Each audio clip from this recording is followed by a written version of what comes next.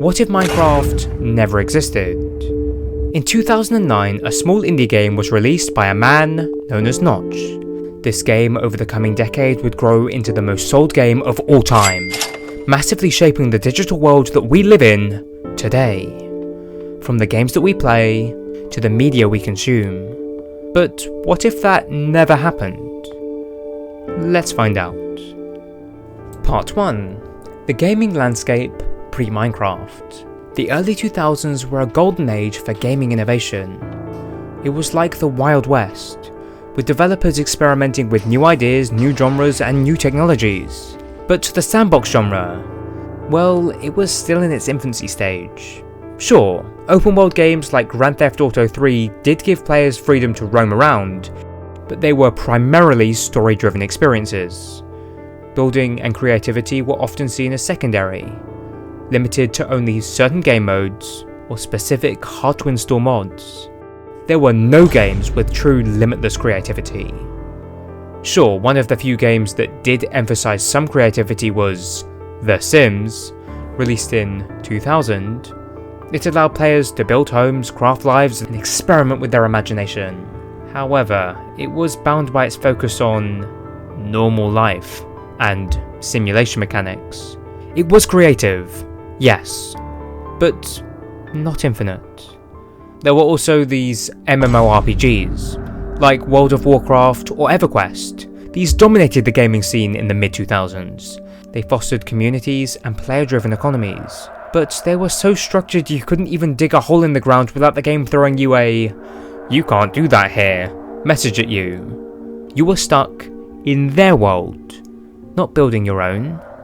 Then there were the first-person shooters, like Halo 3 and Call of Duty.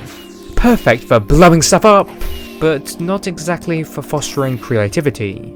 You can't exactly build a 10,000 block castle while shooting a rocket launcher. The truth? No game at that time truly captured the concept of complete freedom. There were mods and level editors, but they just weren't accessible to the average gamer. Additionally, the entire gaming space was far more niche, and it wasn't something accepted by the wider populations of the world. Well, that was, until Minecraft showed up.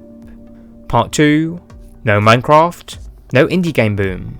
So what happened when Minecraft was released? Honestly, at first, not much, really. Like, sure, it gained some attention on indie game forums, but it wasn't huge. Not yet anyways. However, the first players did help shape the game with their feedback, which allowed the game to start developing into what we know as Minecraft today. But more importantly than that, they really enjoyed it. Minecraft was a really fun game, and so they told their friends, who told their friends, who told their friends, and eventually Minecraft was showcased on some small video sharing platform called YouTube, where creators such as PewDiePie and Captain Sparklez exposed the game to millions of people, and from that point onwards, the game exploded like a creeper. By 2012, Minecraft had sold over 10 million copies. It was winning awards and had become a household name. When Minecraft became a blockbuster hit, it wasn't just a win for Mojang, it was a win for every indie developer out there. Before Minecraft, it was practically unheard of for a small team, or even a solo dev, to create a game that could compete with the heavyweights of the industry. Minecraft changed that, because suddenly a lot of people realised, hold up, we don't need millions of dollars and a fancy trailer to make a hit game. We just need a really good game that people actually enjoy. And we don't need a massive budget for that. Without Minecraft, this monumental shift of thinking might have never happened. Indie developers could have remained stuck in the shadows, wondering if they'd ever get noticed in a world dominated by structured, complicated games. Worse, the sheer illusion that indie games couldn't break through might have been enough to discourage people from trying altogether. Thus, many games might have never even been created in the first place, and so no Minecraft could have meant no Stardew Valley, no Terraria, and even no Among Us. Imagine a gaming world without all those sus memes. Just tragic. Without Minecraft's meteoric success, it's very possible that the gaming landscape might have leaned even harder into polished, structured, and predictable experiences. After all, why would you spend years developing an open-ended sandbox game that might flop when the industry is only really rewarding linear blockbuster hits at that time? Publishers probably wouldn't have been willing to take that risk. And thus, gamers and corporations wouldn't have been exposed to the idea that creativity and freedom within games can expose a larger population to a more enjoyable gaming experience that not only people love, but also drive massive profits. Now, sure, in the long term, someone might have realised the potential that a sandbox game could have for the masses, but that might have taken years or even decades before someone took that risk and realised the reward.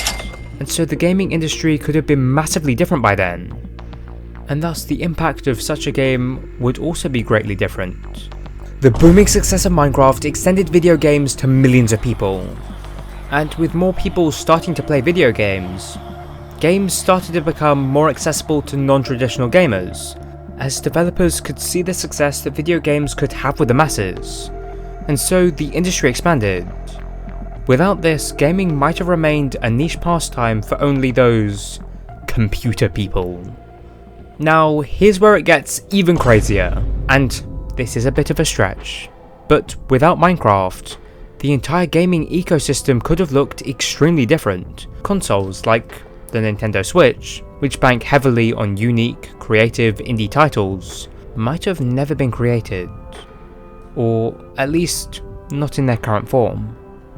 Why? Because if games were only catering to those niche audiences who liked these highly structured games, these consoles wouldn't need to innovate to attract the casual gamers, because they wouldn't exist. Oh, and Fortnite. That's right, Minecraft indirectly paved the way for its success too. Fortnite was born in a world where free-to-play creative experiences now had a massive market, in part thanks to Minecraft's groundwork expanding the gaming space. Minecraft didn't just inspire games, it inspired confidence. It showed that a single idea, even from a lone developer, could change everything. Without it, we might be stuck in a gaming landscape of endless sequels, fewer indie games, and way less variety. A world without Minecraft isn't just less creative, it's less fun, more niche, and even less profitable. Everyone involved in the gaming space loses without the invention of Minecraft. Part 3. The Lost Culture. Minecraft wasn't just a game, it was a movement. It redefined what creativity in gaming could mean, handing players an infinite bucket of blocks and saying, "Good luck, go crazy." Without it, an entire culture of boundless imagination might not exist. Think about it. There would be no blocky castles in the sky, no giant recreations of the like button, and no absurdly accurate scale models of the Earth itself in 1x1 meter cubes. Without Minecraft, we might be living in a sad, blockless world. Sure, games like Roblox might have stepped in to fill the void, but let's be real, they just don't have the unique simplicity, nor the charm of Minecraft. A virtual world without Minecraft is like a real world where Lego doesn't exist. Sure, there are other toys, but can they spark the same joy of stacking blocks into something that only your brain can dream up of? Probably not. But Minecraft wasn't just about building, it was also the foundation for an entire generation of content creators. Think about all the YouTubers and streamers who got their start with this game. Without Minecraft, there's no Dream SMP, there's no Hermitcraft, no Stampy, no DanTDM. Would YouTube gaming content even exist at its current scale? Again, probably not. In fact, just to put into some perspective how great of an impact Minecraft content has had on the digital media landscape, how many views do you think the Minecraft topic has had here on YouTube?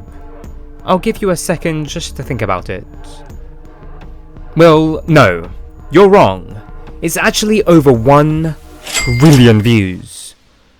That's more views than there are grains of sand on a beach, stars in the galaxy, or even the number of times that the voices have told you to press that subscribe button.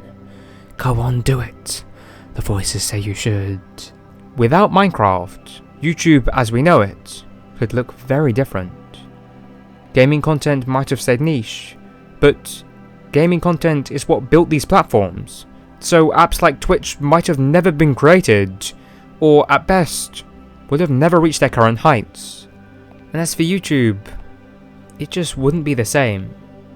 Billions of people got their start on YouTube watching Minecraft videos, and without it, who knows, maybe the platform YouTube itself could have ended up being a much more niche website.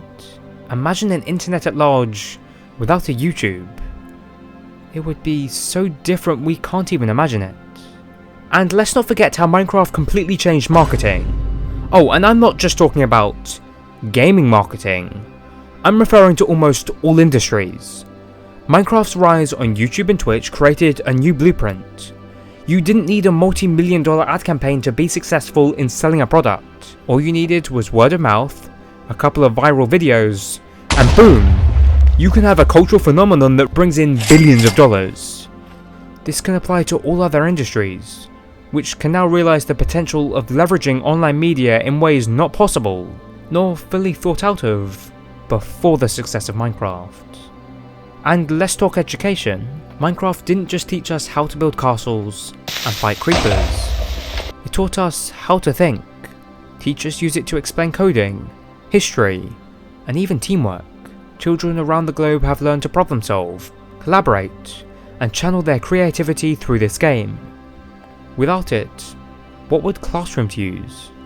PowerPoints? Flashcards? The chalkboard? That's just so boring. Even families would feel the absence. Minecraft is one of the few games that genuinely bridges generations. Parents play with their children, siblings bond over shared worlds, and friends collaborate on massive projects that take months to complete. Sure, there are other games, but few offer the same open-ended, low-stakes fun that Minecraft provides. Without it, the entire genre of gaming just feels lonelier. And then there's Minecraft's impacts on the culture. Its blocky aesthetic is almost instantly recognisable. Creeper plushies, iconic. The death sound, a meme. And even if you've never played the game, you've definitely encountered it in some form. Whether it be a TV show, a YouTube video, a meme, or even fashion. Without Minecraft, we lose all of that. Imagine a world without Minecraft. No blocky art style in indie games. No nostalgic soundtrack to take us back to those simpler times. And no villager for you to hear as you build a prison. For many, Minecraft isn't just a game. It's a memory. It's where childhoods were built, friendships were forged, and imaginations were set free in a limitless expanse. Without Minecraft, the world wouldn't just lose a game. It would lose a cultural identity. A Minecraftless world wouldn't just feel less creative. In an odd way, it would feel a little less human. Minecraft didn't just change gaming, it changed all of us. And without it, we'd be living in a world with fewer blockier memes, less creeper explosions, and, let's be real, much fewer hours spent in the digital world. But thankfully, Minecraft is real, and it's been around for over 15 years. But now, let's just rewind right to the very start. The tutorial worlds. Do you remember them? Well, consider watching this video for a nostalgic reminder of the history of Minecraft's tutorial worlds.